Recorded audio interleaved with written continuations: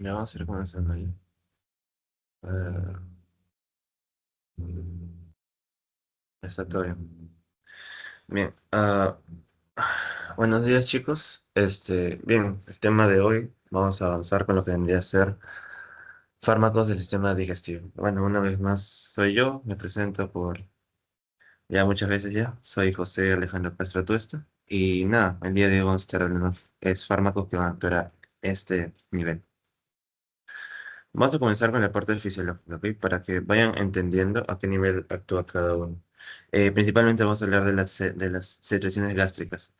Vamos a entender una secreción gástrica como va a ser un proceso, ¿ok?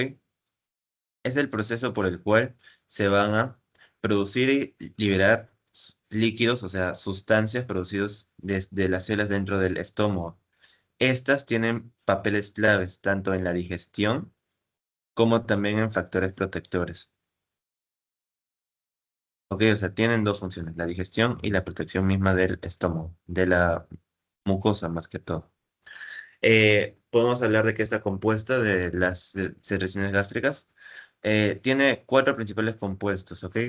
Hablamos de ácido clorhídrico, que le da el pH ácido al estómago, que hablamos de un pH de 2,5 hasta 4 aprox. Pepsinógeno, que es el que se degrada en pepsina y la pepsina es el encargado de degradar las proteínas. Eh, también tiene moco más bicarbonato, CO3. Y por último tenemos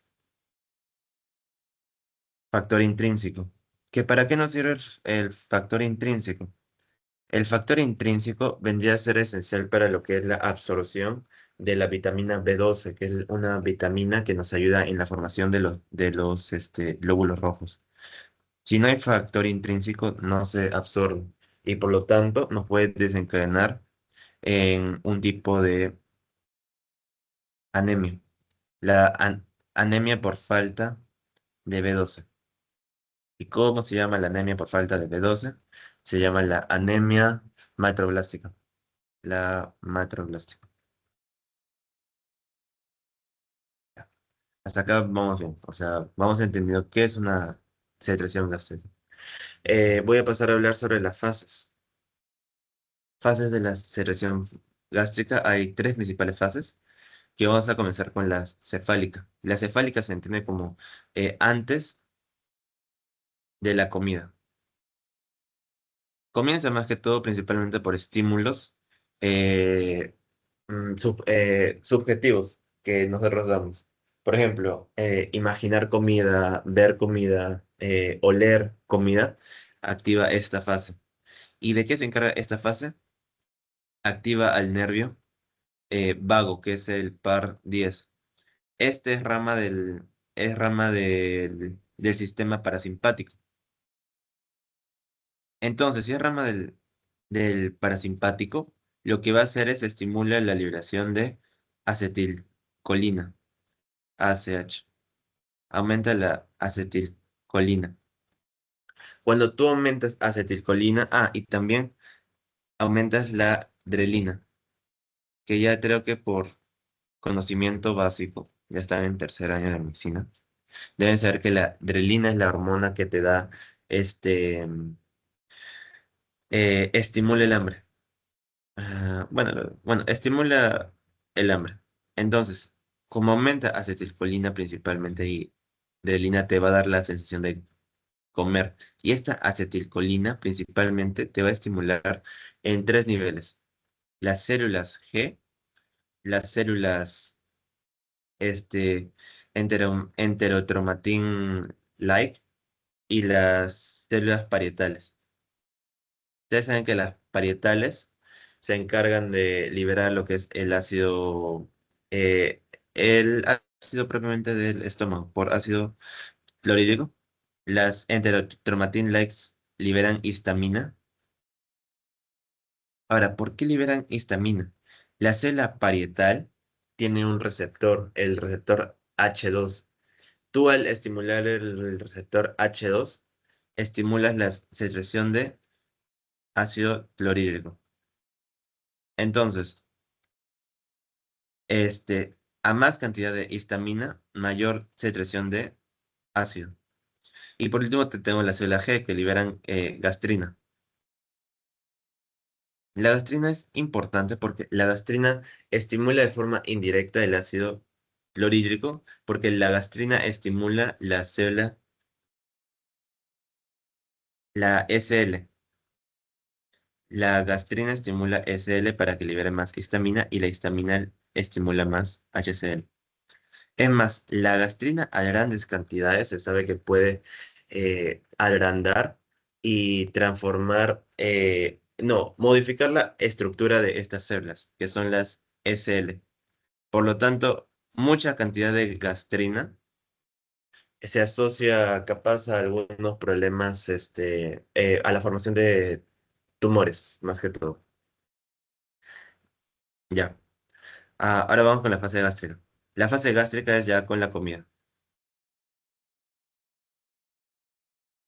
A ver, ¿cuándo se activa la fase gástrica? Esto es bien interesante, porque la fase gástrica se activa directamente cuando la comida llega al estómago y crea un proceso fisiológico llamado distensibilidad. ¿Qué es la distensibilidad? Es cuando el estómago se agranda. Cuando el estómago se agranda es cuando se activa esta fase, la gástrica. ¿Y qué hace la fase gástrica? Primero en la parte hormonal, disminuye grelina y aumenta leptina. ¿Qué es la leptina? La hormona de la saciedad. ¿Qué más hace? Tiene cuatro niveles acá. Estimula la célula G,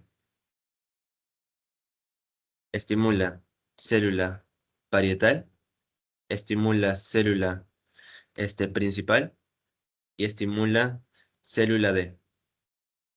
Ya hablé de la célula G y de las parietales. ¿Qué hace la principal?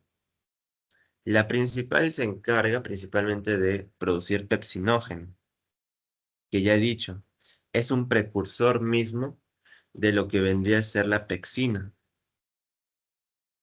Y la pepsina es la que se encarga de degradar proteínas, protes. Tenemos la célula D. La célula D va a ser como un freno ante una mayor secreción gástrica. Porque en esta fase las células parietales aumentan, pero ya mucho la secreción gástrica, o sea, la parte ácida. Entonces las células D va a ser conocido como un freno, como un limitante. Le voy a poner un freno. ¿Por qué un freno? Porque estas van a liberar lo que vendría a ser bicarbonato. No, estas liberan somatostatina. Somatostatina.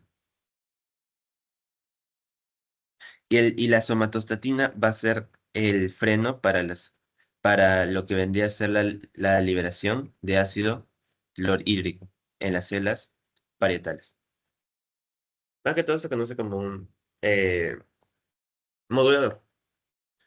Y ya vamos a la fase intestinal. En la fase intestinal principalmente hablamos de una fase ya de factores claro, factores inhibitorios. O sea, buscan reducir este, el quimoácido. El quimoácido buscan aumentar su pH. ¿En dónde? En el intestino. Principalmente ¿dónde? Duodeno. Duodeno.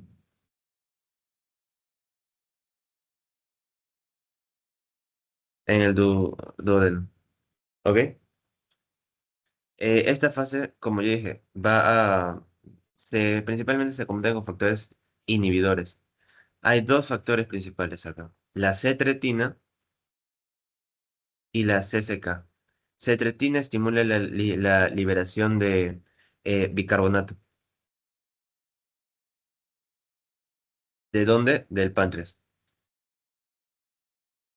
Y la CCK estimula la contracción de la vesícula biliar, que nos va a ayudar a emulsificar las grasas. Todos estos dos son factores eh, inhibidores. Y ahí se termina pues, las fases. Ahora vamos a ver el control.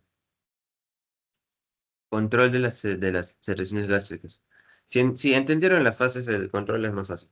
Cuando yo hablo del control del sistema nervioso central, hablo de un control a nivel del parasimpático y este, claro, hablo de un nivel del parasimpático principalmente. Ustedes saben que el parasimpático principalmente se activa en un proceso de relajación, en relajación y descanso.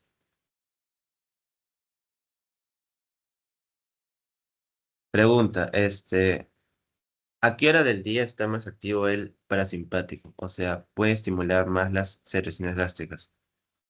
Este, esto es simple. Imagínate algo. En el día tú normalmente haces tus cosas. Estás preocupado porque tienes que hacer varias cosas. ¿En qué momento tú estás más relajado? El parasimpático se activa principalmente en la noche. ¿Ok? Y esta activación en la noche del parasimpático me va a desencadenar varias, no enfermedades, pero varias sintomatologías relacionadas al aumento de acetilcolina en la noche. Y es por eso que también se explica que hay ataques de asma, los ataques de asma predominan en la noche. Lo mismo pasa con el sistema digestivo. El predominio de los ácidos gástricos va a predominar en la noche. Secreciones gástricas. Ya. Ahora vamos con el control hormonal. Esto deben ser todas las moléculas que les he hablado. Ya sea gastrina, histamina, somatostatina,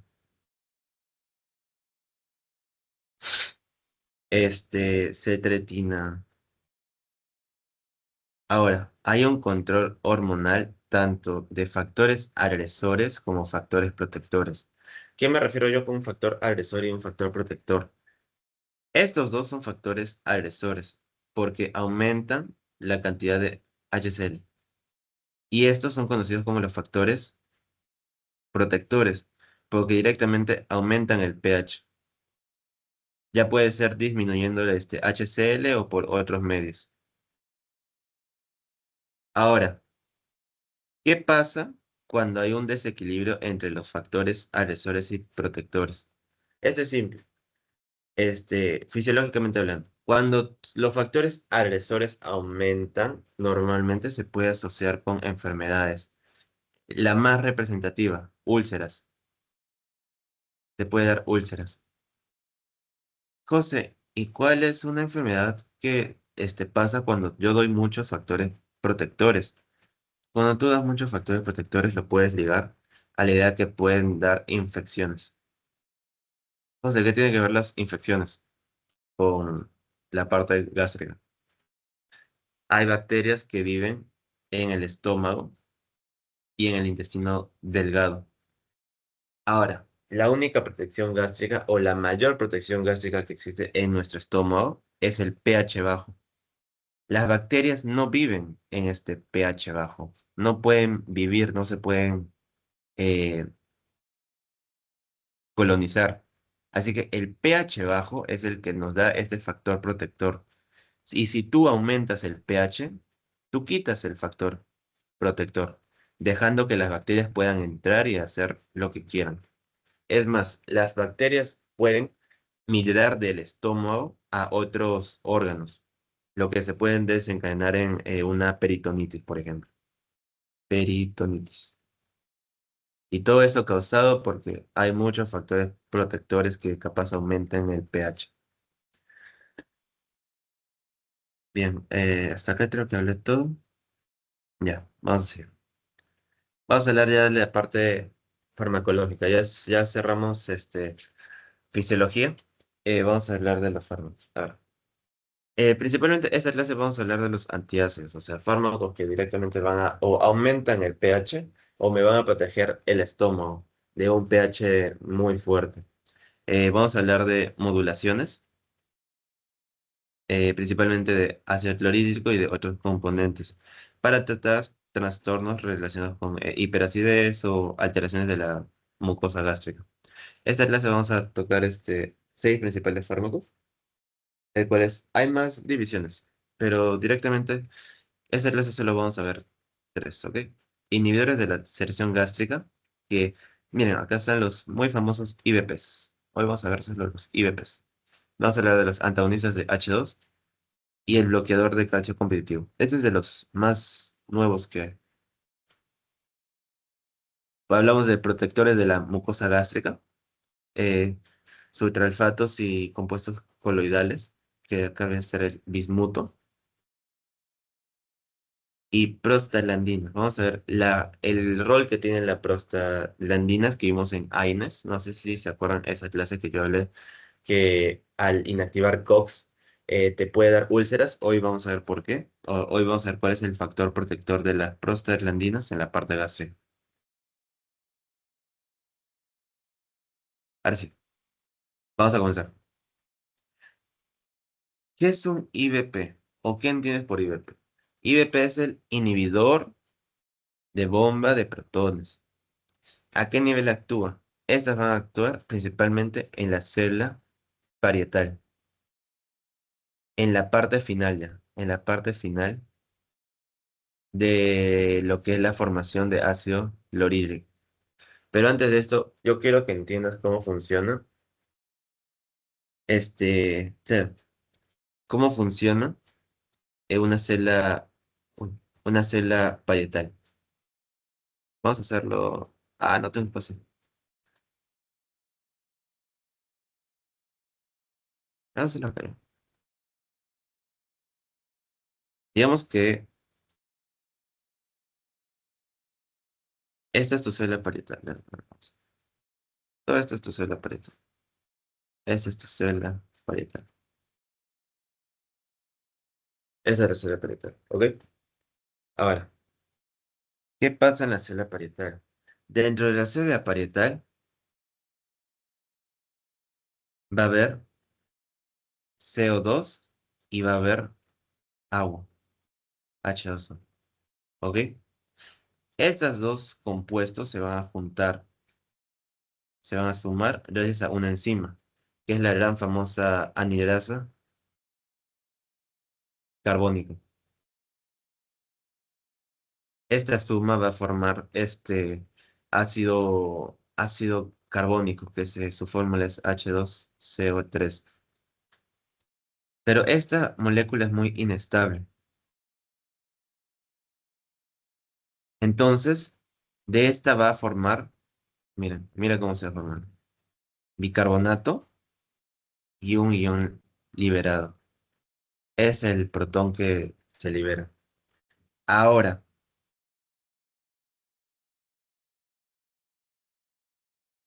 este protón es el que va a hacer reacción con la bomba de protones. Vas a poner la bomba de protones acá, ¿ok? La bomba de protones lo que hace es intercambia o libera este protón y llama a un potasio, liberando hidrogeniones. Mira cómo se ve acá. Libera hidrogeniones. Y entra potasio. ¿Ok? O sea, la célula parietal principalmente libera hidrogeniones libres. ¿A dónde? Ese es el luz del estómago, o sea, el lumen gástrico. O sea, directamente no libera HCl, como muchos dicen, no. Lo que libera es protones libres, hidrogeniones. Ahora, ¿en qué momento se forma el HCl? Vamos a ver esta parte. Acá hay otro transportador llamado el antitransportador de aniones. Este antitransportador de aniones está ligado con el plasma. Hace que el bicarbonato vaya al plasma y se intercambie por cloro. Y una vez el cloro dentro de la célula parietal, se libera de la misma forma. Y recién en el lumen gástrico, el cloro se junta con el hidrogenión libre y nos va a formar ahí recién lo que es el ácido clorhídrico. Así funciona principalmente. Ahora, ¿qué hacen los IBP? Los IBP inactivan esto. Esta bomba que ves acá, la inactivan completamente. ¿La inactivan de qué forma? Irreversible. Por eso cuando usamos IBP hablamos de una terapia sostenida. Terapia, terapia es lenta y sostenida. José, ¿por qué es lenta?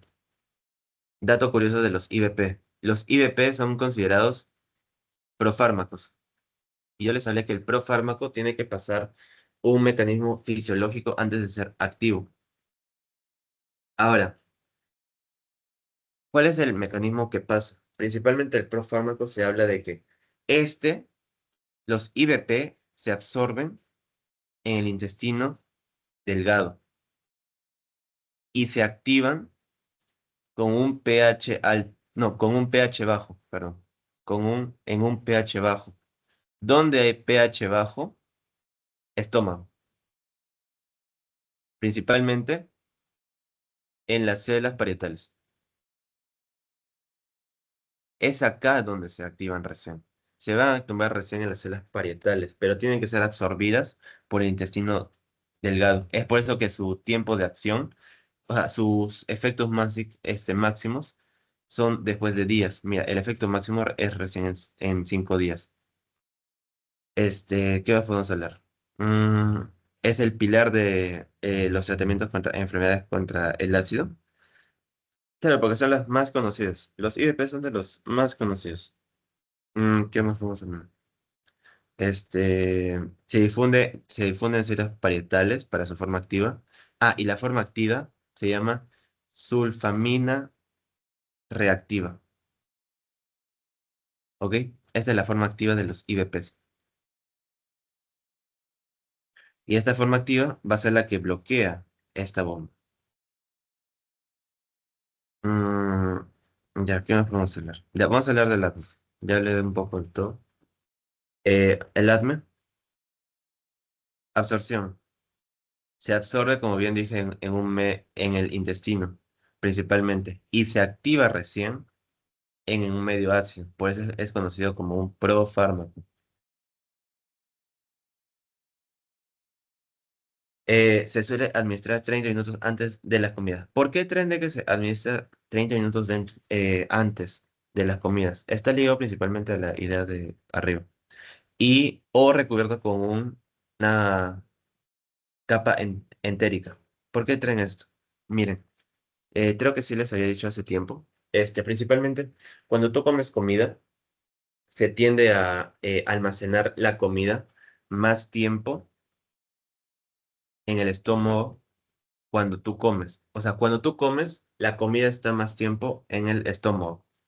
Entonces, si tú no tienes comida, directamente no va a estar tanto tiempo en el estómago. O sea, directamente va a pasar al intestino, que es lo que queremos en esta parte. Y es por eso que hablamos que este fármaco retrasa su absorción con alimentos. Es la misma idea. Es una idea de farmacocinética. La vimos la primera clase, me parece. Distribución. Tiene alta unión a proteínas plasmáticas. eh, Tiene la propiedad de atravesar membranas de células parietales para que hagan su efecto. Metabolismo. Hablamos de un metabolismo principalmente por CYP2C19 y existen polimorfismos. ¿Qué es un polimorfismo? Hay, hay personas que tienen genes que sobreestimulan la acción de 2C9. Entonces, se habla de principalmente el 50% de las personas van a ser ineficaces contra IBPs. ¿Ok? por este polimorfismo. Y ya, la excreción principalmente por vía hepática, por la bilis. Ya, hasta ahí ya hablé datos generales, cinética, dinámica, cómo actúa un esto. Ah, ya, ¿cómo distingues un inhibidor de bomba de protones? Principalmente los que terminan en prazol. Prazol, prazol, prazol. Principalmente así. Y el más conocido de todos, omeprazol. Creo que todos han oído esto. Vamos a ver de principalmente. A ver, ¿qué me falta? Falta hablar de. Ya, vamos a comenzar con usos clínicos. ¿Ok? ¿Cuándo usas IVPs? Uy, se quitó esto. ¿Cuándo hablamos de IVPs? ¿O cuándo se usan IVP? ¿En qué tipo de pacientes? Hablamos de IVPs cuando queremos aumentar el pH. ¿En qué pacientes queremos aumentar el pH?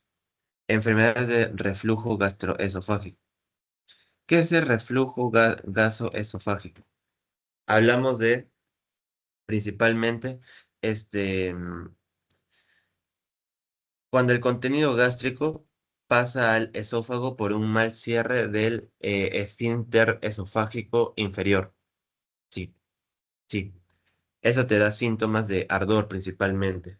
Te da como pirosis, dolor, y un alivio temporal. Puede ser usado los IVPs, pero es limitado porque, o sea, no te cura el reflujo, únicamente se limita a producir alivio, ¿ok? O sea, no es como una cura total. Úlcera péptida, de la misma forma. La úlcera péptida, se forma una úlcera péptida cuando tú aumentas los factores agresores, cuando aumentas el pH. Una forma de prevenir esta úlcera péptica es disminuyendo pH. ¿Y cómo disminuyes? Con IVPs. Y acidez de la misma forma. Cuando ya tienes acidez, hablas de una sobreexcreción de pH. Y acá podemos usar principalmente IVPs para disminuir el pH. Todo está ligado a la idea de que disminuye el pH. Ahora, efectos adversos. Los IVPs tienen eh, tres principales efectos adversos. Sobrecrecimiento bacteriano, lo que les hablé al comienzo. Cuando tú reduces, no, cuando tú elevas mucho el pH,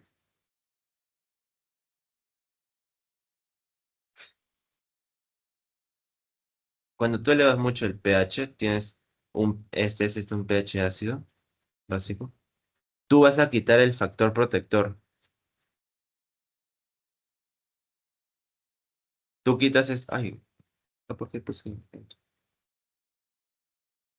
Hablamos de un pH bajo y qué quieres saber. Me confundí acá, chicos, perdón. Ya. Cuando tú elevas mucho el pH, o sea, ya no está ácido, tú vas a quitar este factor protector. O sea, el factor protector ya no está. Cuando ya no hay factor protector, vas a permitir la invasión y la colonización de bacterias, lo que puede desencadenar a infecciones, entre las más principales, peritonitis bacteriana. ¿Ok? Ahora vamos a hablar de fractura de huesos. ¿Por qué los IVPs me producen fracturas de huesos? El calcio es un mineral que principalmente se absorbe en un medio ácido. ¿Por qué? Porque eh, el calcio tiende a unirse normalmente. Cuando el calcio, cuando está en un medio ácido, no se une con nadie. Lo voy a explicar así. El calcio principalmente, cuando está en un pH ácido, o sea, un pH bajo, no se une con nadie y se le conoce como un compuesto soluble. Entonces, cuando tú elevas este pH, cuando tú quites esta acidez, el pH se tiende a combinar. ¿Con quién se junta este calcio? Tiene a su mejor amigo que es el fosfato. Cuando se junta con el fosfato, tiende a volverse insoluble y esta forma insoluble no se absorbe. Es por eso que hablamos de una menor absorción de calcio y por lo tanto podemos hablar de una fractura de huesos por ausencia de calcio. Ahora hablamos de anemia. ¿Por qué anemia? ¿O qué tipo de anemia? Yo les había dicho de que existe la anemia macrocítica, que es la deficiencia de vitamina B12. Entonces, el principal que se encarga de liberar la vitamina B12, no de absorber, de liberar B12 de las proteínas, es la pepsina. Y la pepsina se activa únicamente cuando el pH es bajo, o sea, en un pH así. Si la pepsina no se activa, no libera B12. Y si no libera B12, no la absorbes. Y si no la absorbes, te da anemia. Listo.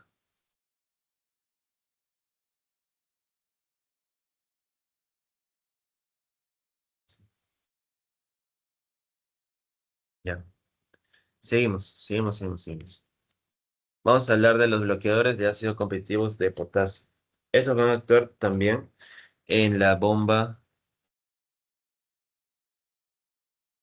de protones, ¿ok? O sea, actúan de forma similar, pero esta no inactiva toda la bomba, sino que bloquea principalmente. Ese es el uno, esta es la C de la pared. Bloquean lo que es la entrada de potasio. Y si tú bloqueas la entrada de potasio, pues obviamente la bomba no funciona porque tiene que intercambiarse y ya no libera este hidrogenio. Vamos a ver más datos de los estos. Eh, Se considera una alternativa de los IVP. ¿Por qué una alternativa y no la forma completa? Porque conseguir estos fármacos es bien complicado. No se encuentran mucho y en Perú tampoco, no se suelen encontrar. Por eso, digamos que si tú tienes un polimorfismo de IVPs, tú puedes optar por este tipo de fármacos, que son una alternativa. Actúan de forma más rápido. O sea,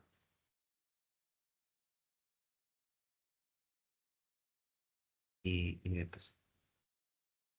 Tú vas a usar CAPS principalmente cuando tú quieras tratar alguna enfermedad trítica o una enfermedad aguda. Ejemplo, Helicobacter pylori. Es una acción que tienes que tratar de forma inmediata. En cambio, los IVPs son más lentos y es de una forma más sostenida. ¿Cuándo usamos IVPs?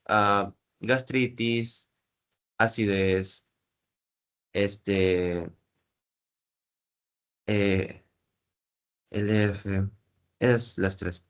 Pero acuérdense de eso, o sea, el CAPS es de forma rápida y no sostenida.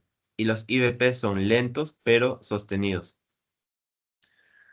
¿Qué más? Mm,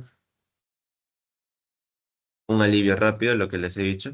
Cuando suelen ser útiles cuando se usan para un alivio rápido.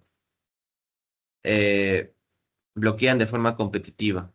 Esa es otra diferencia.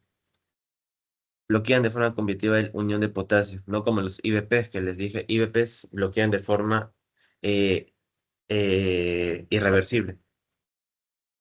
Lo que impide su activación, ya. Vamos a hacer una comparación, ¿ok? No, vamos a hacer la dinámica. ¿Por qué está en japonés? Oh, no, no, esto es chino. Sí, esto es chino. Esto es chino. ¿Por qué está en chino, José? Les voy a hablar por qué está en chino en un rato. Pero directamente, lo que le dije, actúa en esta parte, en su área parietal, a este nivel, únicamente a nivel de potasio. O sea, no se intercambia esto. Este potasio no se intercambia. Es por eso que no se activa esta bomba. Y con la idea que les dije antes de cómo funciona toda la célula parietal, van a entender por qué no se va a liberar lo que vendría a ser.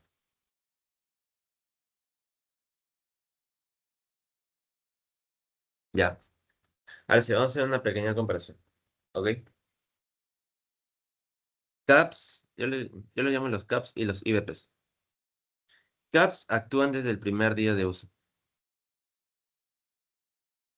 O sea, y no necesitan de transformarse de una forma activa para actuar. Es por eso que hablamos de una acción rápida. IVPs actúan a partir del tercer a quinto día, ¿no? Del quinto día. Tercer a quinto día. Porque recién necesitan una forma activa, que es la sulfamida reactiva, para actuar. Por eso digamos que es una acción lenta. Lenta pero sostenida. ¿Por qué sostenida? Porque es irreversible. Irreversible. Es decir, es no sostenido, pero reversible. Ya. Acá está. Irreversible de forma covalente. Forma enlaces covalentes irreversibles y este es reversible, que forma más que todo una competencia por lugar de potasio. Este es independiente de la comida, cosa que no hablé de las IVPs. Y este no tiene polimorfismos. Este sí, tiene un polimorfismo genético. ¿Ok? Entre los más conocidos de los CAPS tenemos linaprosan, revaprasan y tegoprasan. Cuando termine en prason o prasan, van a conocer que son los CAPS. Exacto, los CAPS. Ahora, el que van a encontrar en Perú es más que todo el tego. Tegoprasan es el que va a estar en el Perú. ¿Ok? Ese es el que está en el Perú. Ahora, en la actualidad, ¿cuál de los dos es más usado? ¿Y en qué usos clínicos lo usamos? Ya les he dicho. El uso clínico de cada uno está directamente relacionado al tiempo en el cual actúan. Entonces, si yo les digo, si tiene un paciente con una enfermedad grave aguda, como vendría a ser ¡ah! el Helicobacter pylori, tú requieres un tratamiento rápido, rápido que te va a dar principalmente los PCAPs, ¿ok? En caso de que tengas un Helicobacter pylori. Pero si ya es algo fisiológico, ya es algo de tu cuerpo como la acidez, que es una hiperexcreción de ácido, tú prefieres algo sostenido, o sea, algo no tan rápido, pero algo sostenido. Así que tú vas a preferir IBPs. Ese es principalmente el margen clínico. Ahora, ¿cuál es más usado en la actualidad? El más usado son los IBPs. ¿Por qué? ¿Por qué los IBPs son los más usados? Sabiendo que los IBPs tienen un montón de efectos adversos principalmente. Porque el IBP es aprobado por guías internacionales ya desde mucho. El primer IBP fue creado a partir de la década, o sea, a partir de los años, escucha, aquí digamos, 1900, ya, digamos 1980, aprox, este es un aprox, no sé. O sea, ya tienen mucho tiempo en el ámbito clínico, o sea, se han usado ya por mucho tiempo ya. En cambio, los CAPS han sido aprobados clínicamente recién ahorita en 2014. O sea, prácticamente hace 10 años aprox. ¿Y dónde fue aprobado? En Japón. Ni siquiera fue una industria más grande. Es por eso que también las imágenes o están en chino o están en japonés porque se usan más en esos países. Porque no se suelen encontrar en otros países. Por ejemplo, el único que llega acá en Perú, hasta donde yo sé, es el Tegoprazán. En Perú. El único. Ya. Es la gran diferencia. Eh, Vamos a hacer un break, ¿ok? Vamos a hacer un break, ¿ok? 5 minutos nomás para avanzar rápido. Bueno, este tema es relativamente corto, pero lo quería tocar porque es nuevo. Volvemos 9:51. Voy a hacer acá si tienen preguntas, cualquier cosa. Acá creo que todo está claro. Creo que lo he explicado bonito. Así que 5 minutos, chicos.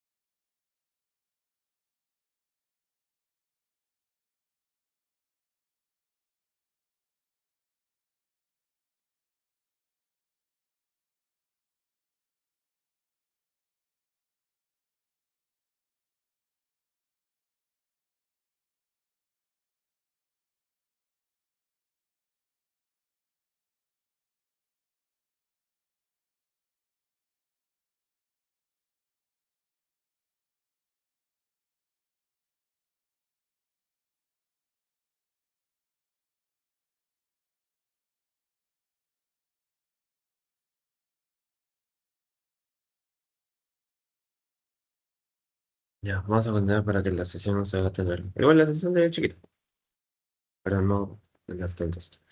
Ya, volvemos. Vamos a hablar ahora de antagonistas del receptor H2. O sea, hablamos de un antagonista de histamina. Cuando hablamos del receptor H2, hablamos de un receptor de histamina. Ahora, vamos a hablar un poco de H2 para que entiendan. ¿Ok? El H2 va a ser un receptor de histamina ubicado principalmente en células parietales.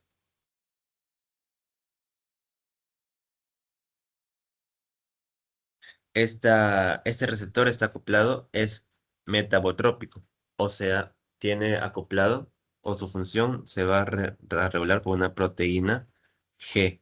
En este caso está acoplado a una proteína GS. Ustedes saben, GS lo que hace es aumenta adenilato citlasa. Se aumenta adenilato citlasa, aumenta AMP cíclico. Y este aumento de AMP cíclico, este aumento de AMP cíclico es el que me da mis efectos. ¿Qué efecto quiero? Normalmente un aumento de secreciones gástricas.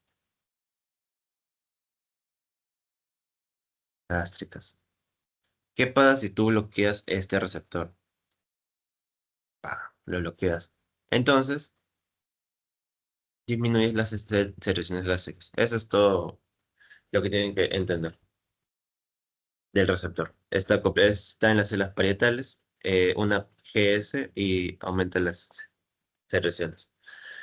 A ver, ¿qué vamos a hablar de este fármaco? Este fármaco principalmente, bueno, estos fármacos se caracterizan por antagonizar de forma competitiva los receptores H2, o sea, va a ser selectivos.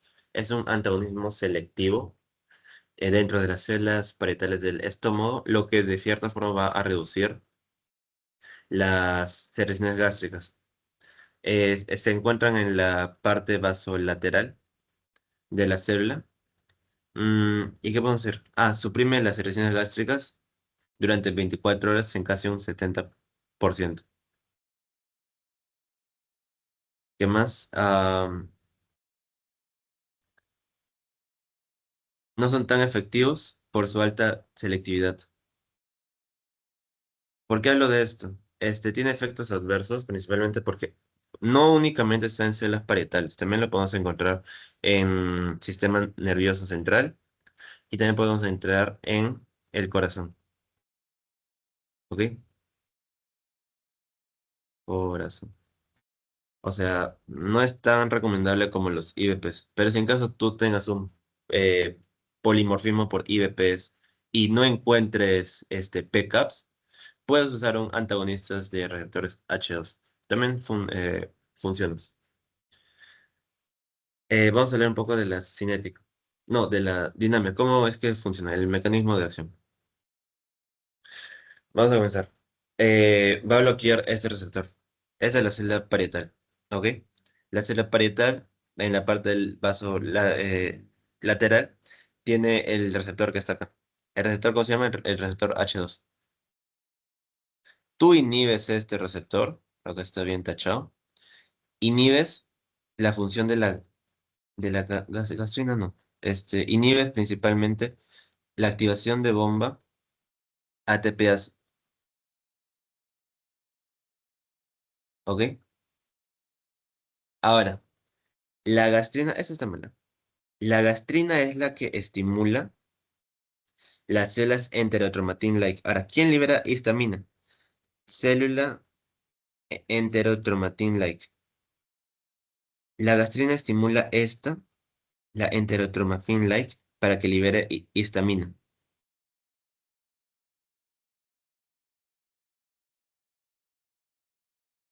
Y recién la histamina va a hacer su efecto dentro de la bomba, o sea, dentro de la célula parietal.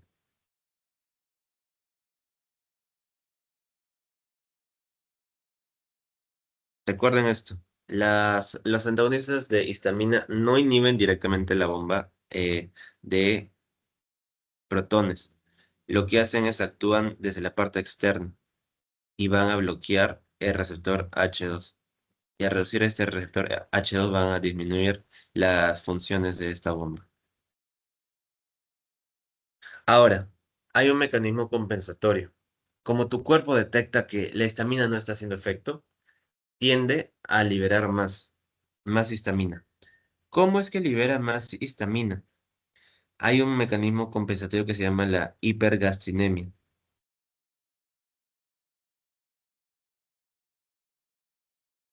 Hipergastrinemia. Lo que hace es aumentar las secreciones de gastrina.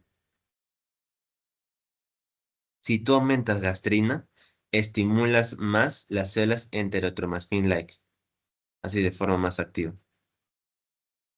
Y si tú estimulas más estas células, liberas más histamina. ¿Ok? Pero yo les dije al comienzo, las células de gastrinas tienen un efecto sobre enterotromasphin-like que pueden causar un agrandamiento más reestructuración. Reestructura estas células para que puedan liberar mayor cantidad de histamina.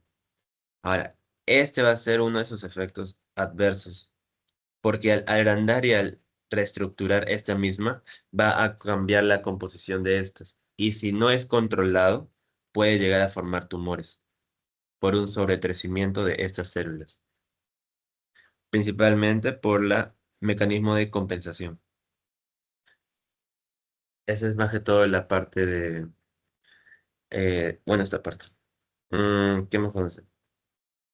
Mm, de acá, ya no mucho esto. Ya, seguimos. Farmacocinética, ¿ok? Vamos a hablar de las siguientes clases de fármacos. No es tan importante. A ver, vamos a ver. Se absorbe en vía oral, en el parte gastrointestinal, tiene baja unión a proteínas, metabolizan en el hígado y se tratan por la orina. No hay mucho que decir acá. Esto sí es importante. Los antagonistas de receptor H2 tienen dos efectos muy importantes y muy curiosos. Primero, tienen efecto de tolerancia. ¿Qué es el efecto de tolerancia? Esto les hablé desde la primera clase, me parece. El cuerpo directamente disminuye de forma progresiva, disminuye de forma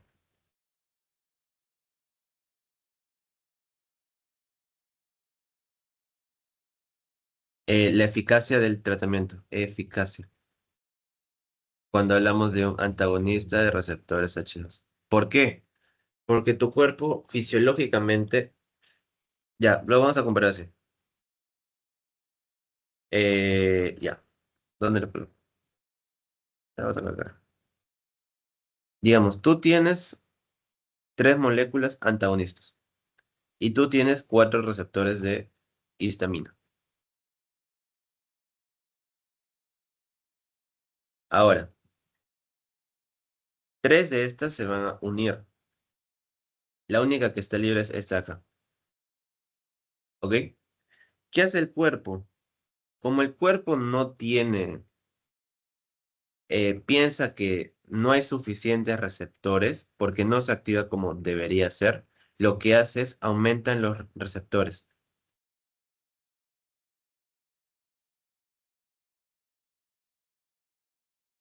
Porque el cuerpo sabe que hay histamina, pero no sabe que tú estás dando un antagonista. Entonces dice, qué raro, voy a aumentar mis receptores para que haga más efecto, más efecto, más efecto, más efecto. Entonces, si antes con 4 daba ya, digamos, un bloqueo del 75%, porque si tú bloqueas 3 de 4 es 75. Cuando tú aumentas receptores, este bloqueo disminuye, pues, porque vas a tener más lugares donde entra la histamina. Entonces, se va disminuyendo la eficacia. Capaz ya ahorita es un 50 y capaz luego aumente a un 40, luego a un 20 y así. Entonces, hay que tener bastante cuidado con esto. Por eso cuando estamos estos fármacos, se suelen usar, la dosis suele aumentar progresivamente para que el cuerpo se vaya acostumbrando y para evitar este efecto de una sobreproducción de receptores. Ya, sigo con efecto de rebote. ¿Qué es el efecto de rebote? Habla de que van a haber síntomas negativos luego de suspender el medicamento. ¿Por qué? Como ya le dije, este es un fármaco que actúa de forma rápida. Ahora, ¿recuerdan su mecanismo de fisiológico de compensación? Un efecto de rebote. Digamos, las células gastrina. Yo dije, la gastrina es la que aumenta. Esta aumenta la mayor histamina.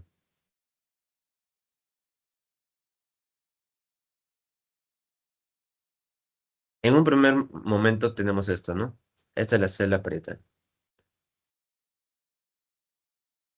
Y este está bloqueado, ¿ok? Cuando tú bloqueas esto, ya saben, aumenta gastrina, aumenta la histamina, pero igual no va a tener efecto porque, miren, igual está bloqueado. Cuando tú quitas este bloqueo, cuando tú quitas este bloqueo que está acá, el cuerpo aún piensa, ajá, aún no recibe el mecanismo fisiológico para cancelar este aumento de gastrina, por lo cual sigue habiendo gastrina, pero mucha cantidad y mucha cantidad de histamina. Por lo tanto, la célula parietal, ay, no es mi color. Por lo tanto, la célula parietal se va a sobreexcitar y va a aumentar de forma gástrica o de forma de rebote, se conoce eso, va a aumentar el exceso de ácido gástrico una vez se suspende el medicamento, lo que me puede llevar a recaídas, ¿ok? Por eso, normalmente con estos medicamentos no solemos cortarlos de forma brusca. Lo que hacemos es vamos disminuyendo la dosis, poco a poco, para que no haya este efecto de que, pucha, como lo quito, ay, como lo quito de forma rápida y estos quedan, no va a haber un sobreexceso, ¿ya? Ahora, este tipo de fármacos no son tan utilizados porque tienen un mayor número de efectos adversos, tales como, ya, yo les voy a hablar de cuatro, aprox, a ver, si me acuerdo más normal. Primero, tenemos efectos neurológicos. ¿Por qué efectos neurológicos? Los antagonistas de histamina se almacenan en el sistema nervioso central. Ahora, ¿qué pasa cuando tú tienes un bajo metabolismo o una poca eliminación? Este sobrealmacenamiento va a tener efectos sobre el sistema nervioso central, llevándome a lo que vendría a ser este delirio, alucinaciones, alucinaciones y bueno, otras cosas. Pero principalmente es por esto, porque se almacena en el sistema nervioso central y al no tener un buen metabolismo ni una buena eliminación, nos va a dar estos efectos. Seguimos. Es fetotóxico. Pasa la barrera hematoencefálica. No, hematoencefálica no, pasa la barrera placentaria. Otro efecto adverso, hablamos de... Ah, el tumor, lo que les dije antes. Tumor gástrico. ¿Por qué me da tumor gástrico? Porque al haber una mayor cantidad de gastrina, la gastrina va a remodelar y remodela y hace crecer de forma exponencial las células enterotromatin-like. Y estas células son las que pueden desarrollar un tumor gástrico si en caso no se controla esta remodelación y este crecimiento anormal. Y bueno, los efectos que ya les he dicho, o sea, efecto de tolerancia y de rebote, ¿ok? Hasta ahí todo bien, ¿no? Sí, sí, sí. para seguir y leer. Esas son las amenazas. Ahora, vamos a hablar de los análogos y los estimulantes de prostaglandinas. Prostaglandinas ya les he dicho, o sea, no toda prostaglandina es mala, como le había dicho en clase de AINES. Hay prostaglandinas buenas o prostaglandinas fisiológicas, se tratan principalmente por el COX-1. Ah, ¿de cuál prostaglandina estamos hablando? Principalmente hablamos de PGE1 y acá me faltó PGE2, ¿ok?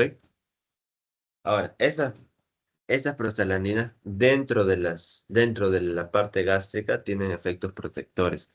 Vamos a comenzar con el misoprostol, ¿ok?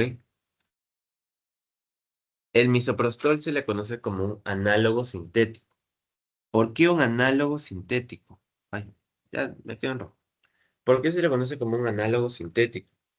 Principalmente porque el misoprostol va a actuar directamente en el receptor de prostaglandina. Es el receptor eh, E- EP3.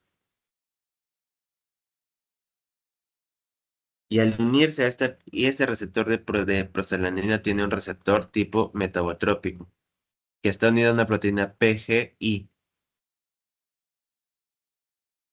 lo que me va a hacer, inhibe las secreciones de ácido clorhídrico,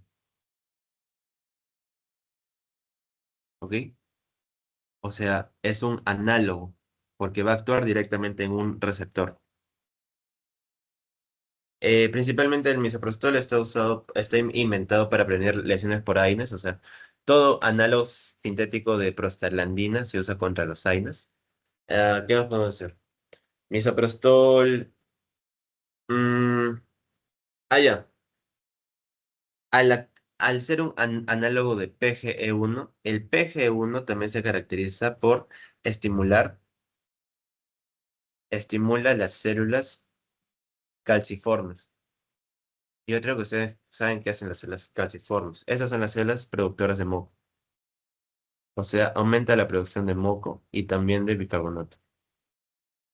HCl3. ¿Ok?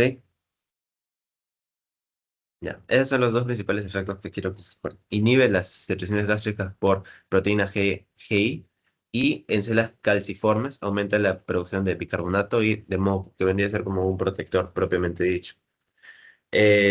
Ahí está. Aumenta la secreción de mucina y bicarbonato, creando una barrera en el estómago y aumenta el flujo sanguíneo del estómago. Eso está bien. Ese es el misoprostol. Ahora vamos con el sutralfato. El sutralfato es bien curioso, porque no se le conoce como una prostaglandina o un análogo. O sea, directamente el sutralfato es un estimulante. Y lo peor es que no se le conoce propiamente como estimulante. El sutralfato se le conoce como un protector, un protector gástrico. Y dentro de sus varios efectos que tiene, o sea, aparte de que o sea, su principal efecto es ser un protector gástrico.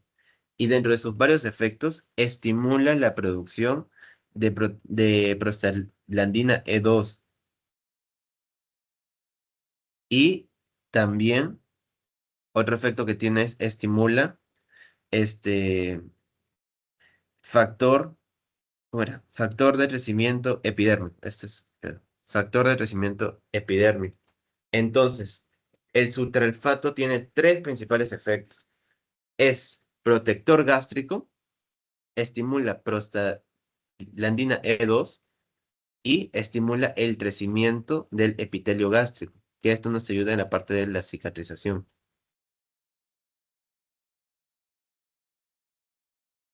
Ahora, la prostaglandina E2 es una prostaglandina producida, esta viene del moco. El moco es la que produce la E2. y esta va a hacer que aumenten los niveles de bicarbonato, este, y aumenta el flujo sanguíneo. Aumenta el flujo sanguíneo. ¿Ok? ¿Qué más podemos hacer de esto?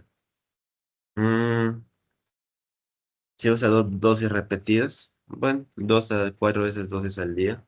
Se absorbe en un medio ácido.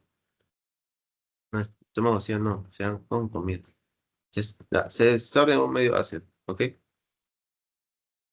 Y inventado para prevenir úlceras por estrés, porque tiene tres principales factores. Es protector, aumenta prostaglandinas y aumenta el factor de cicatrización.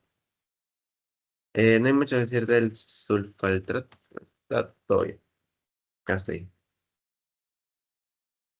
Tenemos los alginatos. ¿Qué es un alginato? El alginato se conoce como este, a ver, es un polisacárido, ¿ok? Este polisacárido va a derivar de las algas. ¿De cuál exactamente? Creo que es de las pardas, si mal no me equivoco. Viene de las algas pardas. Y estas principalmente son consideradas protectores gástricos. Son considerados protectores gástricos.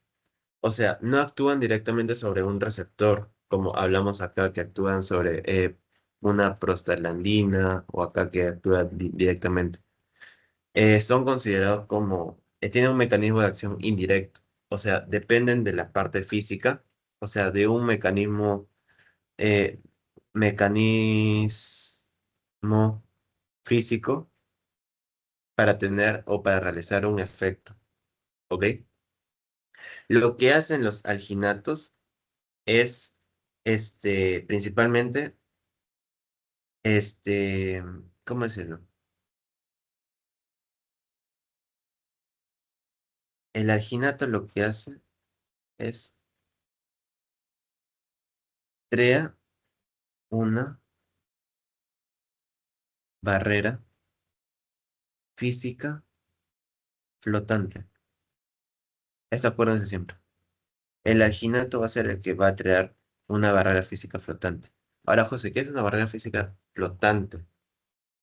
Imagínate que este es el estómago, ¿ya? Mi estómago va a salir feo. Digamos, ese es el estómago.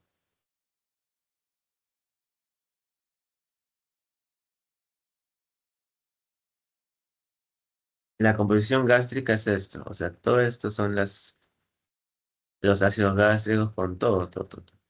Y el alginato se va a formar acá.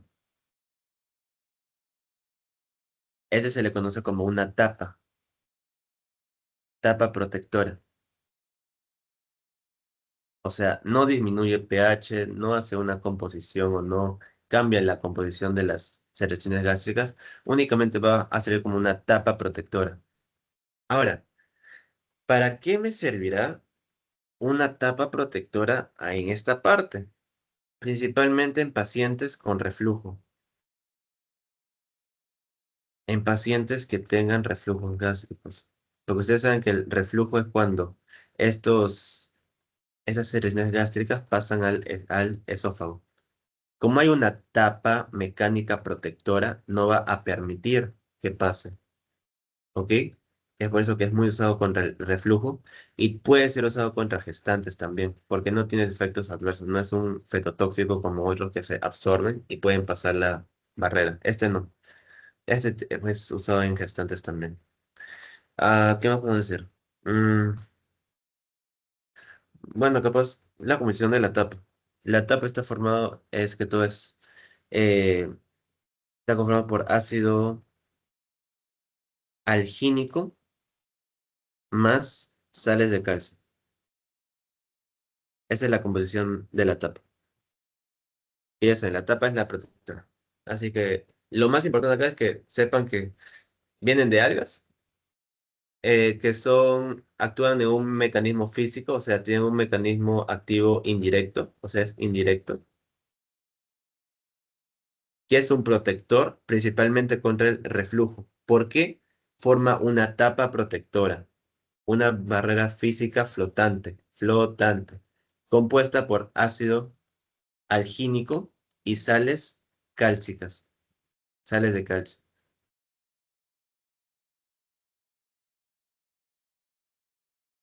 Y vamos con la... Ese es ese es el último, ya, porque el tema es relativamente chiquito. Vamos a hablar de protectores gástricos. Ya he dicho, los protectores gástricos directamente, vamos a hablar de dos, sulfato y sales de bismutol, ¿ok? Pero antes de todo, vamos a centrarnos en esto, en el bismutol. El bismutol se le conoce como un compuesto coloidal. Ahora, ¿qué es un compuesto coloidal? El compuesto coloidal se entiende como una mezcla heterogénea de partículas diminutas que van a ser combinadas con la sustancia gástrica, que le va a dar, no le da propiedades, o sea, no cambian su composición, únicamente le da un factor menos agresor, por lo cual se le conoce como un mecanismo físico de protección a la mucosa. Y tiene un poder a largo plazo. De la misma forma, actúa como algo protector. Una capa no, como algo protector sobre áreas. Ah, no, capa sí, pero es a otro lado. Actúa como una parte protectora hace. Ay, perdón. Actúan como algo protectoras sobre áreas ulceradas. ¿Cómo que en áreas ulceradas? Mira, vamos a hablar del mecanismo de acción.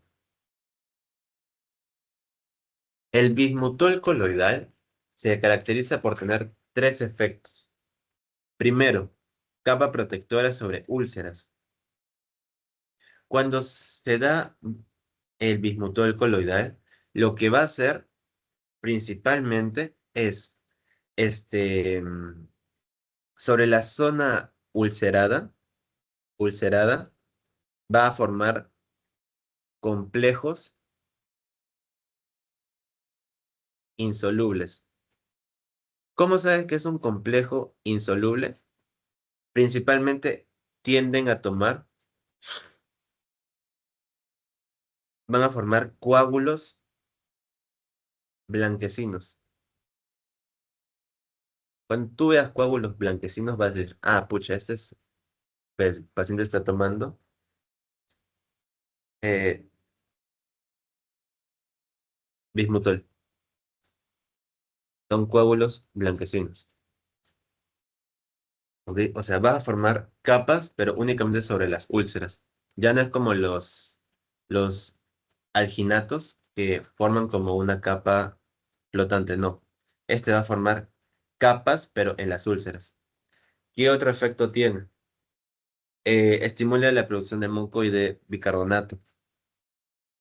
Estimula la producción de muco y de bicarbonato, que también ayuda como una barrera física. ¿Ok? Y tienen acción antimicrobios. ¿Por qué antimicrobios?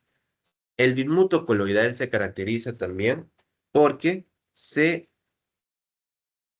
adhieren a la mucosa gástrica. Al unirse a la mucosa gástrica, reducen el espacio de colonización, la colonización de los microorganismos, bacterias, todos esos, va a reducir su espacio. Por lo tanto, se le va a conocer como un antimicrobiano de acción indirecta. O sea, no los mata, solamente les quita espacio donde crecer, donde colonizar. Es de lo más, es de lo más significativo que hacen los coloides de bismuto. Ahora, esa es una parte importante ya para ir cerrando el tema. ¿Cuál es la relación con la melena? Cuando los pacientes toman bismuto coloidal, bismuto coloidal, tienden a presentar heces color oscuras. Y tú en la parte clínica, cuando veas esos colores oscuros, tú directamente vas a pensar en melena. ¿Qué es la melena?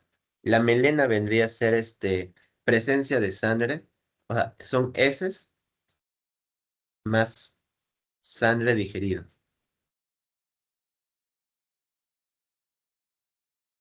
Por eso estas heces tienden a tener tres características. Tienen color oscuro, es pastoso, pastoso y tienen un olor fétido, un olor fétido, un olor muy feo.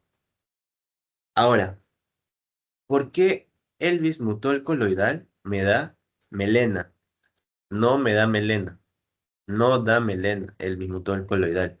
El bismutol coloidal únicamente lo que me va a producir es la presencia de heces oscuras. Pero José, tú me estás diciendo que heces oscuras son son igual a melena. No, la melena es la presencia de sangre en heces. En este caso, no hay sangre. No hay sangre en heces. Ahora, ¿por qué la heces se vuelve oscura cuando tú usas un bismutol? Porque el bismutol dentro del organismo se va a juntar con sulfuro. Sulfuro que está presente en el túbulo digestivo. Y esta combinación de sulfuro con bismutol es lo que le va a dar el color negro. O sea, es lo que le da el color oscuro. ¿Ok? Entonces, José, ¿cómo yo sé que el paciente tiene una melena o tiene únicamente heces oscuras? Principalmente por el olor. Las melenas huelen, tienen un olor fétido. Estas heces oscuras por sulfuro no huelen, no tienen este olor fétido, no tienen este factor de acá. ¿Ok? Así que así es como detectas cuando únicamente tienes heces oscuras o cuando hablamos de una melena. Bien, hasta acá está la clase de hoy, chicos. Más bien, gracias por estar. Este, nada, o sea, ¿tienen dudas, preguntas de algo? ¿O todo bien hasta ahora? Y no puse banco porque como este tema es nuevo, no hay banco de este tema. Y es por eso que decidí hacer sobre este tema porque capaz, necesitan reforzar un poco.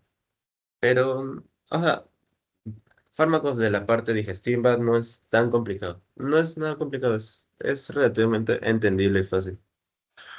Así que, nada, siempre lean su Goodman, lean su Lippincott y lean su Farreras para ver los usos clínicos. El Farreras es más que todo para ver usos clínicos.